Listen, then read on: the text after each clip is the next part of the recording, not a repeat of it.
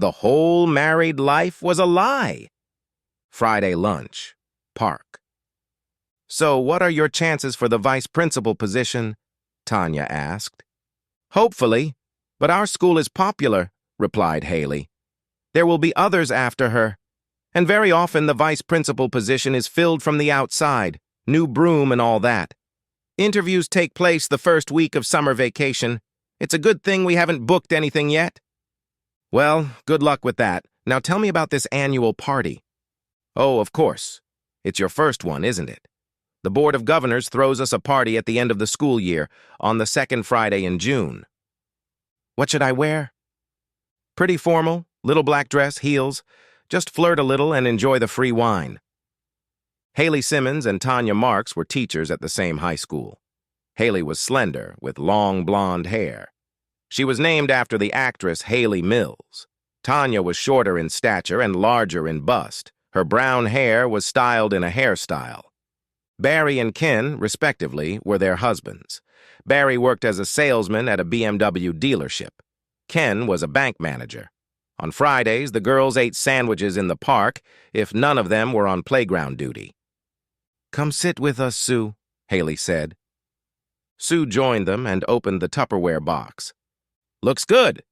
Better than the sandwiches." "They're perks of the job," she replied. "So what are you girls talking about? Sex?" Tanya laughed.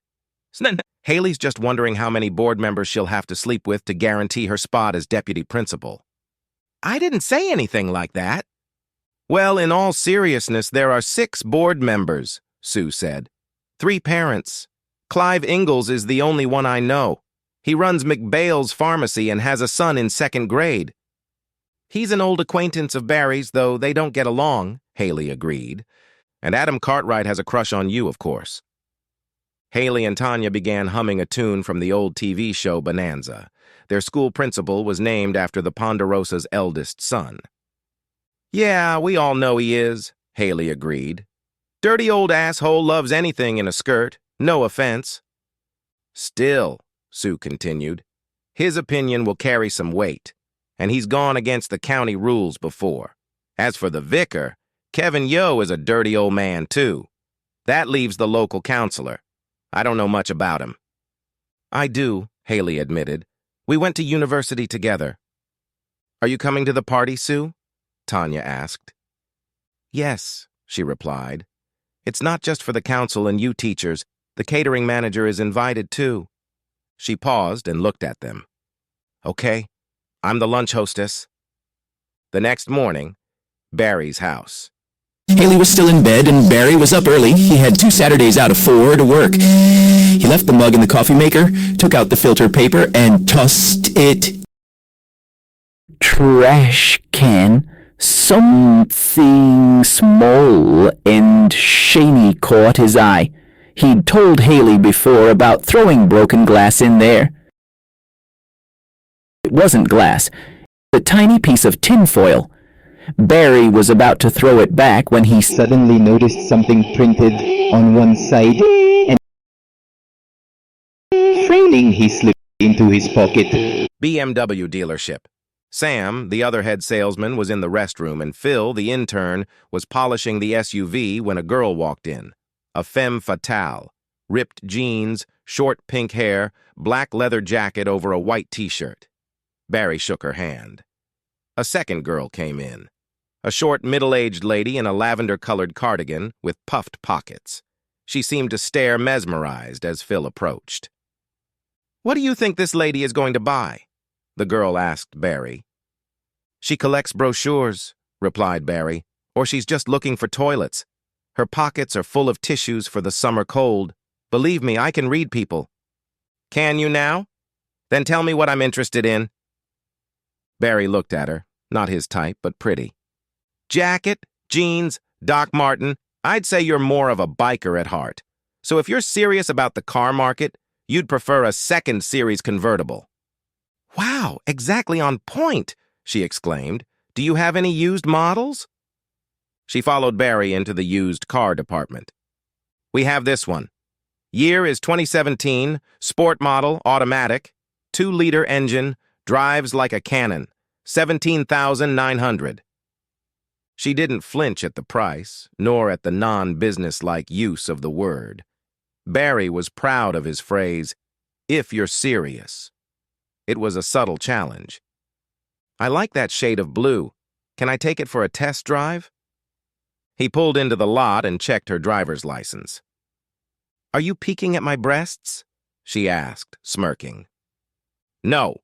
Sorry. I was trying to see what's printed on your shirt. All I can see is SG, ELE, and ATTO. What language is that?" She unzipped her jacket, and Barry mentally thanked the underwear gods. She was braless. The shirt had, "It's got an 11 button" written on it. "That's a quote from Spinal Tap," the girl said. "Spinal Tap, isn't that a bit much for your time?" "Yeah, but it's a classic," she said, and started the car. Barry pulled a silver foil from his pocket and realized what it was. Not an equal sign, after all. Back from the test drive, they had a quick discussion about the situation. "Assholes," Sam said. "I go to the bathroom and 2 people walk in. How did you guys handle it?"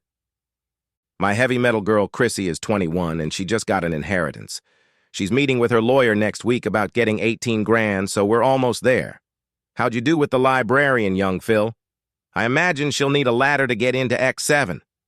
Phil smiled. "Looks like I polished it up just in time. She's buying it. Asked if the BMW had a cushion, but was very pleased when I showed her the seat height adjustment." "Are you sure she didn't put you up to it?" His face lowered. "Yeah, probably.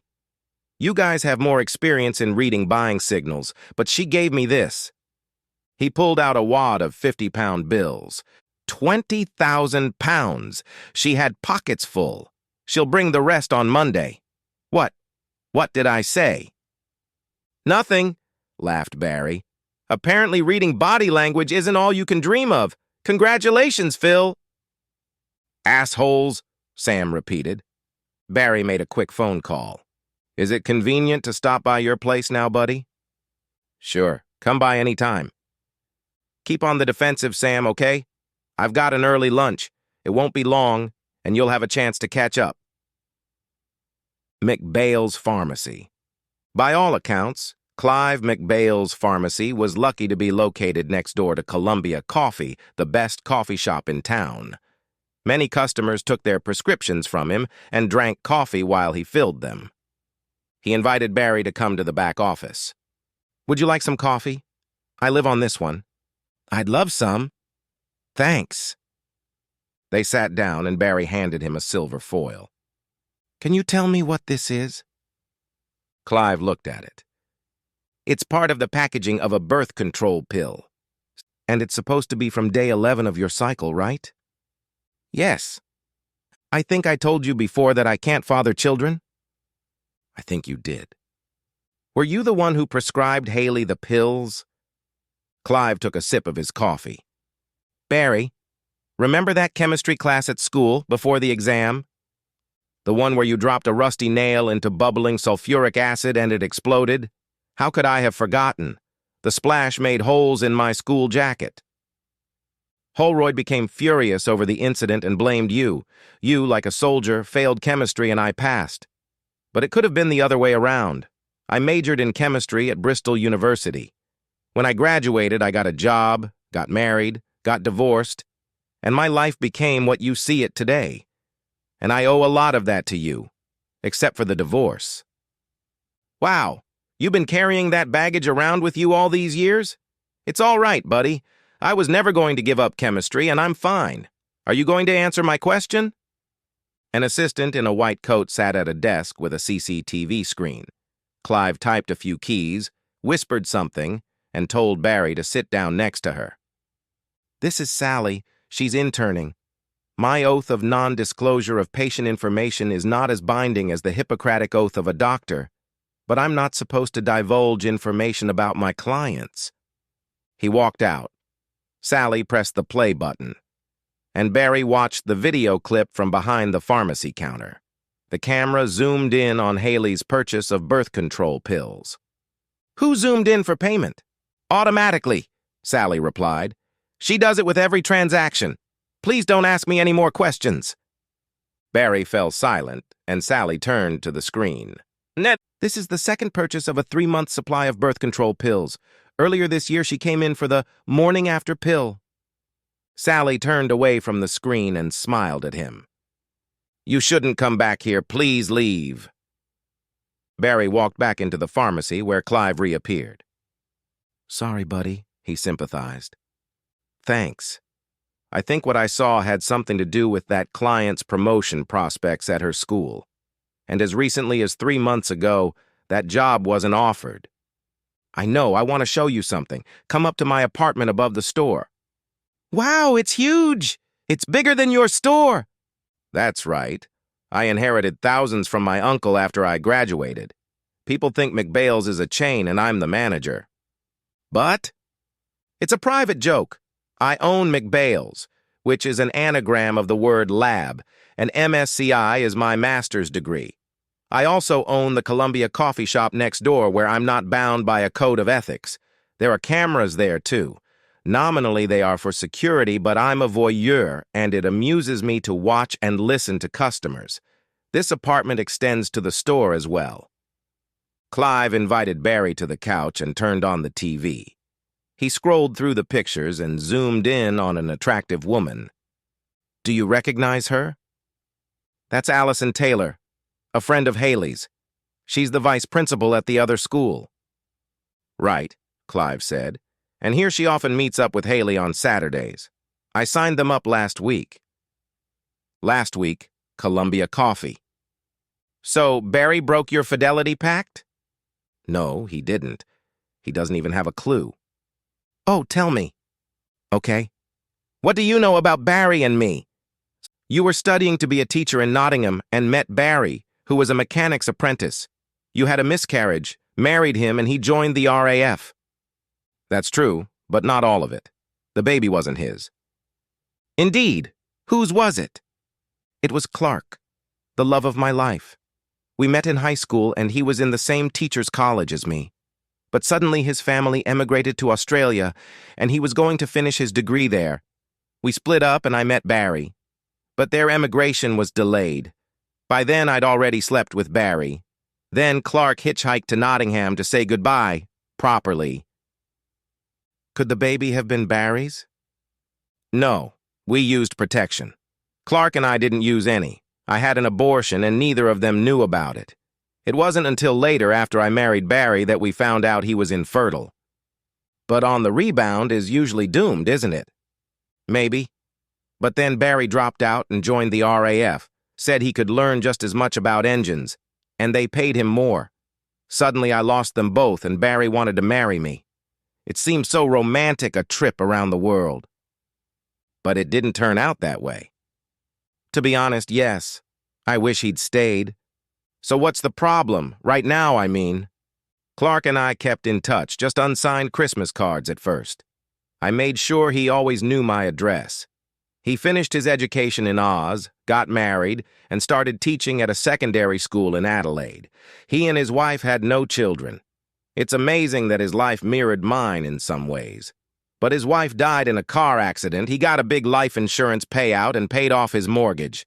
Then, earlier this year, his grandmother died, and he came back to England for the funeral. And you went to see him. Let me guess, you made mad, passionate love and rekindled the flame. We made love like rabbits, 8 times in 24 hours. I had to go next door to get the morning after pill. That was risky. Doesn't Clive know Barry? Yes, but they don't like each other, some incident from their school days. And pharmacists have a code of ethics. So you'll be seeing this Clark guy again? What do you think? He's rich, hangs like a horse, and we never got over each other romantically. He wants me to go to Australia and join him early next year. At the end of January, their school semester starts and they appoint a new head. He's the oldest, but is content with the position of head of year and responsibility for sports, and he hardly needs the money. His school needs someone from England, ideally already holding the position of deputy head. They've even asked Clark if he's in touch with anyone here. I'm practically a shoo-in. I just need to get an interview. So, you're giving Barry the elbow. I have to. I know it sounds bad, but Clark has always been the one for me. And what are your plans for promotion? Well, Cartwright, our head, will recommend me. I've been playing with him for a few weeks now. I've raised the matter with Spencer Nab, who has influence with the vicar. 3 votes will do the trick. I just need to decide when and where. So you plan to make love to Nab? Yes, he's already tipsy. I've been there, Haley. He helped me with my last promotion. I made love to him and our principal to get mine. Not a problem. Me neither. Then come on, what's the problem? Spencer is well off. He can afford a hotel. But he's recognizable around these parts. And even if we go further, the hotels are videotaped, check-in, hallways. We have to be careful. And you know what he is. If he doesn't get what he wants from me, he can recommend another candidate, and Yeo will follow his lead. Saturday night, Barry's house. Haley wasn't home. She was visiting a friend, and Barry was seething with rage. Now he realized the enormity of what was happening. It was one thing for Haley to do everything to her boss and plan on still having sex with 2 council members. But it was quite another to find out that his entire married life had been a lie. Abortion. Okay, it wasn't him. Still, there are some things worth telling before you take marriage vows. And this, Clark, was the love of her life. Barry had always come second. He'd vowed that Haley would lose everything, even the love of her life. All that remained was to figure out how to do it. In the bedroom, he stared at the curtains. Thick, floor-to-ceiling, midnight blue. Haley couldn't sleep if there was light in the room. They were like light-tight curtains.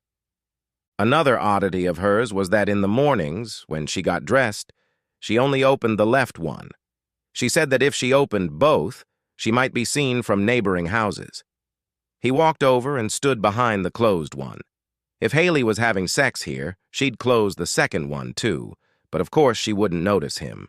He went downstairs and looked at the window in the living room. There were floor-to-ceiling curtains there too. If he told her he was leaving for the night, she'd probably do it in the bedroom. But what if she did it here? She could use the couch. Could he get her to go upstairs? He had an idea. Second Friday in June. Grosvenor Hotel. I know you don't like these events, Haley said, so have a glass of wine, and I'll circulate and grease the wheels. She was wearing a pale gray knee-length dress of tight-fitting jersey wool. It was accompanied by a wide plastic belt, tightly buttoned to emphasize her curves. Barry settled in the corner with a glass of red and a plate of quiche slices. He felt detached. His marriage was over and he no longer cared. But he needed hard evidence. On Monday, he'd reveal his fake news about the trip. Haley went from group to group, flirting. Then, seeing one man, she headed toward him. He was wearing a gray suit made of a soft mohair-like fabric, a pale blue shirt, and gray suede boots. Who even wears suede boots with a suit? This must be the same Spencer. Her gait was subtly different. Shoulders back, sloping hips. Barry followed a half-dozen signals of attraction. The first one didn't take long. She looked him in the eye and ran her fingers through her hair. If a woman smiles and touches herself, it means, roughly speaking, she wants you to touch her. She moved closer. Nab was asking her a question. She raised her eyebrows, widened her eyes, and touched her lips. Another question, but an obvious one. Would you like another drink? She took his glass and took a sip from it. Very intimate. Ooh, it's so good. I'll have what you're having. As he turned toward the bar, she rummaged through her purse, pulled out a compact makeup bag, checked her makeup, freshened her lipstick, returned the compact.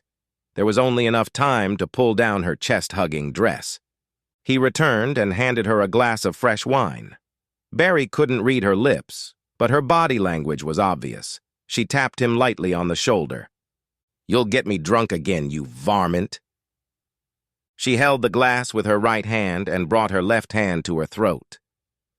Would you like to put your hand around my throat? To hold me down while you make love to me? Then he reached down and touched her left breast. The room became crowded, and they moved closer to the wall. He leaned his hand against it, close to her face. It was a classic trap gesture. He may not have been able to consciously read her signals, but that didn't stop him from playing the game. "What are you going to do now that you've trapped me?" He removed his hand and rested it on her hip, the other pointing to the other end of the room. Their heads leaned toward each other, his cheek touching her hair. Barry ignored the pointing gesture and focused on his other hand. It slid down Haley's thigh to her lower back, then lower to her buttocks. Suddenly, she went into a heightened level of arousal. Her blink rate increased, her lips tightened. She stroked the stem of the glass. Finally, one hand rested on her chest again. Spencer was going to get some tonight. "Personally, I wouldn't mind a bigger handful." Ken approached, holding a glass of red. "What? Oh, hey, Ken. Sorry, I've been away. Wine and cocktails are fine, but I prefer a pint of beer. When Tanya said about the open bar, I was expecting a beer." "I know what you mean. Wine always makes me thirsty." "I see Haley has met the new counselor." Barry pretended to look around the room for her. "Oh, is that who he is?" "Tanya says they went to university together." The flirting couple put down their glasses and looked at the clock. Haley twirled her engagement ring, and Barry realized she was already looking in his direction. He quickly turned back to Ken. "Can't say I've seen him before." Out of the corner of his eye, he noticed a man leave the room. He shoved Ken away. 2 minutes later, Haley drained her glass and headed for the same door. "Are you listening?" Ken asked. "Sorry, buddy. I have to go to the bathroom." The banging of the men's room door closing was heard in the hallway. Barry waited a minute and entered. The urinals were empty, but the far stall was occupied. He turned on the faucet, pulled a couple of paper towels from the dispenser, and opened the door, then slammed it shut with a clatter. He heard, "Quick!" He tiptoed to the stall and lay down on the floor to peek under the door. A few centimeters from his eyes were gray suede boots peeking out from underneath the lowered gray slacks. Almost touching Barry's face were the soles of Haley's shoes. She was kneeling on her pants. "The end! Subscribe to my channel. Thank you."